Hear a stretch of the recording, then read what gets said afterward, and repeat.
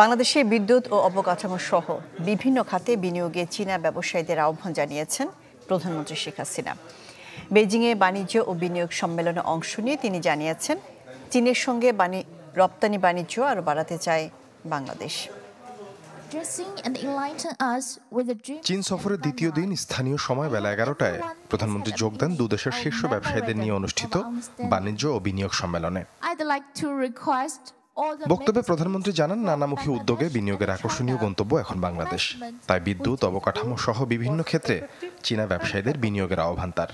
I encourage the Chinese business community to consider key sectors in Bangladesh. We welcome investments in our infrastructure, energy, renewable energy, and logistics sectors. Climate resilient smart farming opens opportunities for collaboration in agro-processing industries with buyback arrangements with China. Dhaka বেইজিংয়ের মধ্যে বাণিজ্য ঘাটতি পূরণের পরিকল্পনার কথা জানান শেখ হাসিনা। চীনা ব্যবসায়িক অংশীদার খুঁজে নিতে পরামর্শ দেন দেশের ব্যবসায়ীদের। একটা বিশাল বিজনেস ডেলিগেশন নিয়ে আমি এসেছি।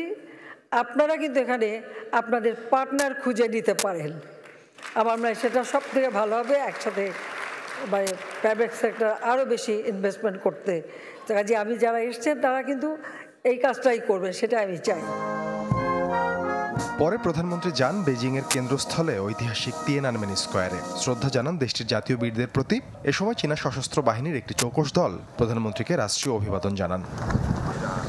এর আগে the great hall of the পিপলে চীনের কনজারভেটিভ পার্টির প্রেসিডেন্ট মিস্টার ওয়াং এর সাথে সৌজন্য সাক্ষাৎ করেন প্রধানমন্ত্রী শেখ হাসিনা। কথা বলেন দ্বিপাক্ষিক নানা ইস্যুতে।